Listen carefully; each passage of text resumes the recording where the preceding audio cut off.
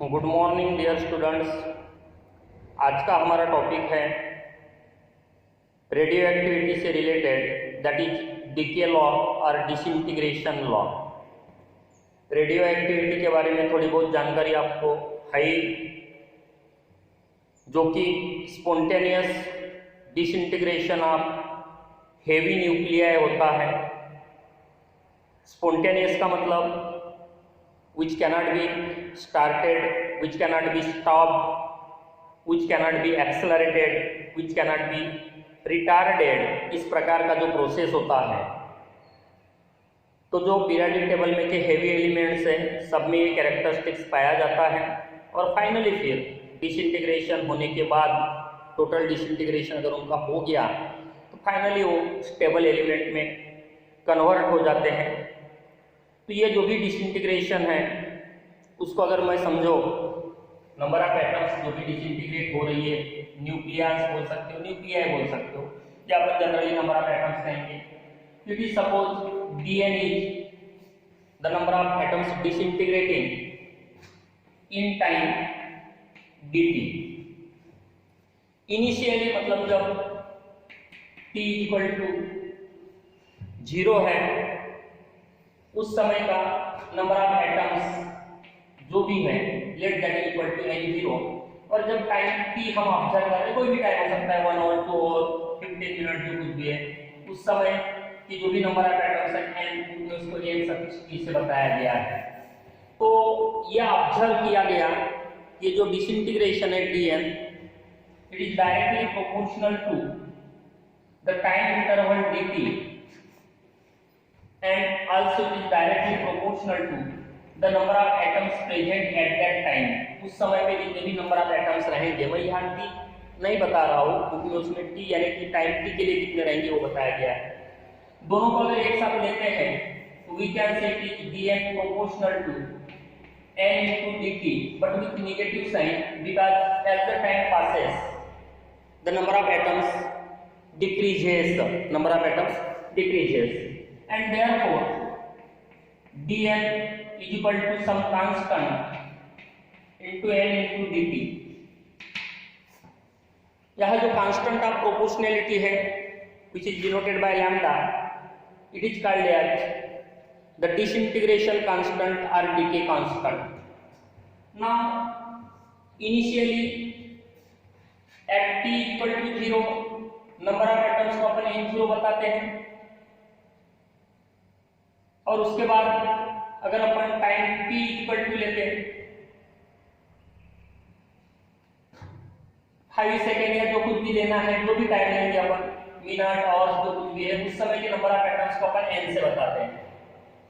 कब अगर यहाँ इस इक्वेशन को वेरिएबल सेपरेशन करते हैं हम, तो नंबर ऑफ मॉलिक्यूल्स को एक तरफ लेकर आते हैं और कांस्टेंट के साथ लैम्डा dt, मतलब dt के साथ लैम्डा को रख देते हैं।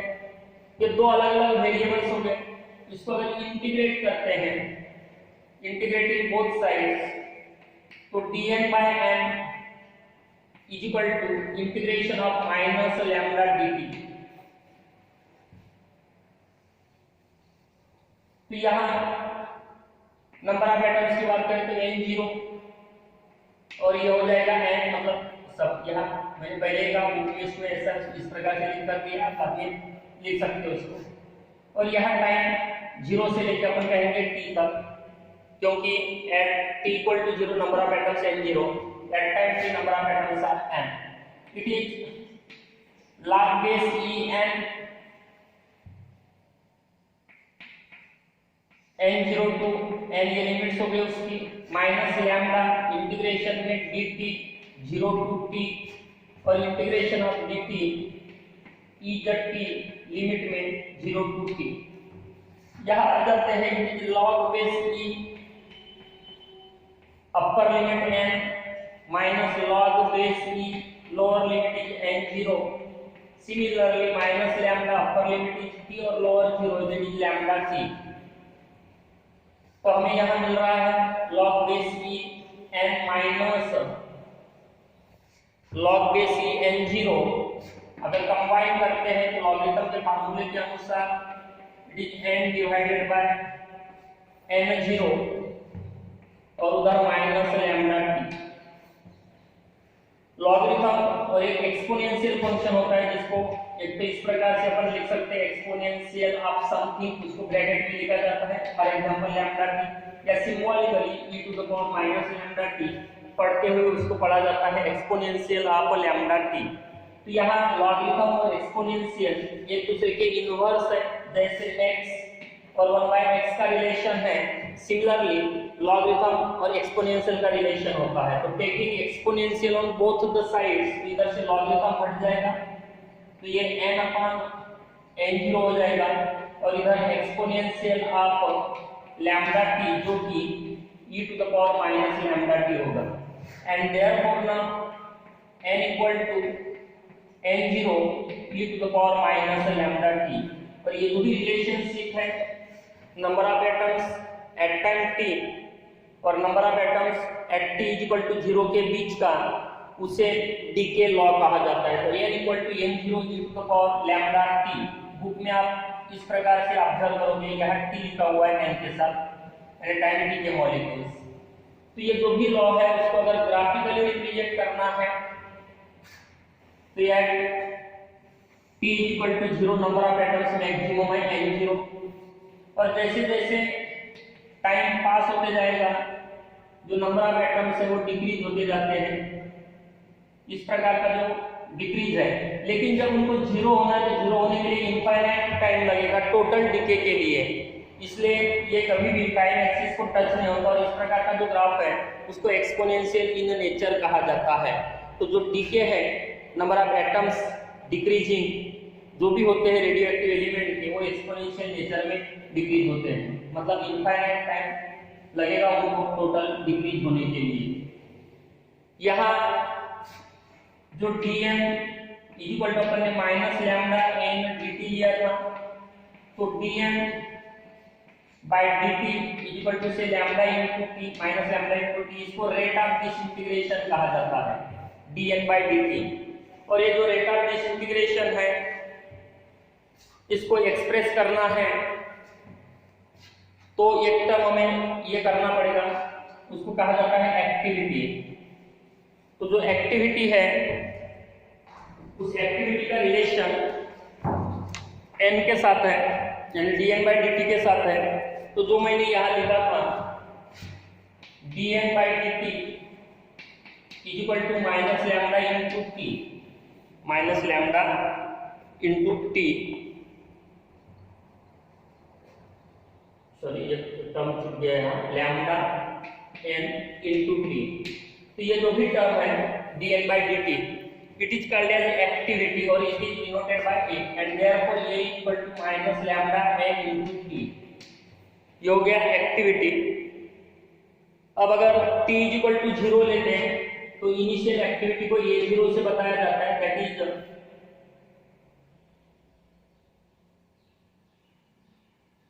लैम्डा इंटू n0, इस प्रकार से हो जाएगा।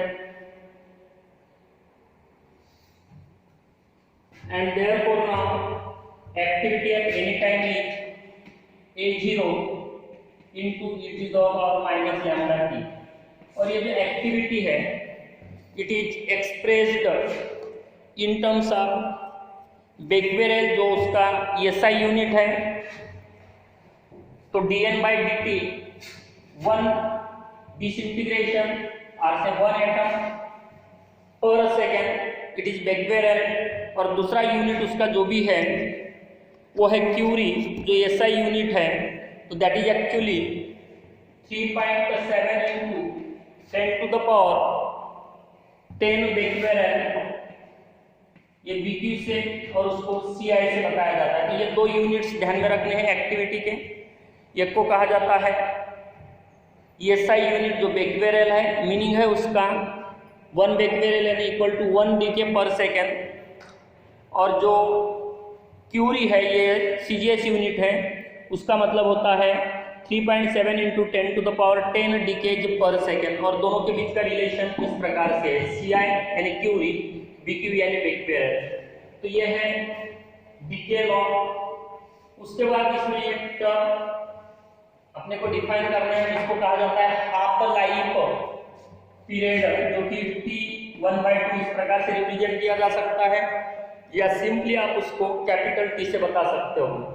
तो ये जो हाफ लाइफ पीरियड है उसका मीनिंग क्या है, तो यार T equal to 0 time n को अपन n0 से बताते हैं, जो number of atoms at T equal to 0 होता है। अब ये T इक्वल टू जब कैपिटल T यानी हाफ लाइफ हो जाएगा तो n इक्वल टू हो जाता है n0/2। तो ये ऐसा टाइम है डिसइंटीग्रेशन का जहां नंबर ऑफ एटम्स इनिशियल के हाफ हो जाते हैं, मतलब जब आप ऑब्जर्व कर रहे हो उस समय का जो भी नंबर है, फॉर एग्जांपल 10 था 5 हो गए, आपने ऑब्जर्व किया 5 है, 5 के 2.5 होने के लिए जितना टाइम लगेगा उसको कहा जाता है हाफ लाइफ पीरियड, उसे क्या कहा जाता है, हाफ लाइफ पीरियड। अब ये जो हाफ लाइफ पीरियड है उसका रिलेशन लैम्डा के साथ निकलता है। तो हमने देखा n equal to n0 e to the power minus lambda t। समझो अगर t इक्वल टू t है, मतलब हाफ लाइफ के बराबर है, तो n की वैल्यू हो जाती है n0/2, यानी नंबर ऑफ एटम्स कितने बचते हैं इनिशियल से आधा। अगर ये वैल्यू यहाँ रख देते हो तो n/2 equal to n0 into e to the power minus lambda capital T। n0 cancel हो जाएगा, 1/2 equal to e to the power minus lambda T। Reciprocal ले लो तो ये हो जाएगा 2 और ये पॉजिटिव में कन्वर्ट हो जाएगा पावर। दोनों तरफ लॉगरिथम ले लेते हैं, तो log base e up to equal to इधर लैम्डा T मिलेगा क्योंकि हमें T का फार्मूला निकालना है। अब ये log बेस e2 मतलब लॉगरिथम ऑफ 2 की वैल्यू अगर निकालनी है तो जो लॉग बुक होता है वो log बेस 10 होता है, तो उसका कन्वर्जन है log बेस e और log बेस 10 का, तो होता है 2.303 इनटू ये log बेस 10 आ जाता है, मतलब इतने से मल्टीप्लाई करोगे तो log बेस e निकलकर वो log बेस 10 में कन्वर्ट होता है, that is lambda t। It is 2.303 और ये आता है 0.3010, 20 का 0 में देखना पड़ता है lambda t, and therefore t equal to 0.692R3 जो भी आएगा डिवाइडेड बाय लैम्डा। ये रिलेशन है हाफ लाइफ पीरियड का लैम्डा के साथ, या आप बोल सकते हो lambda t equal to constant, या आप ये भी कह सकते हो time period that is half life time period is inversely proportional to lambda और lambda is inversely proportional to time period. तो ये एक रिलेशन है कैपिटल T का जिसको हाफ लाइफ पीरियड कहा जाता है। ये तो एवरेज टाइम करके होता है, उसे अपने को डिफाइन करना है, उसका फार्मूला निकालना है, तो अपन वो नेक्स्ट वीडियो में देखेंगे। तब तक के लिए bye, see you in the next video.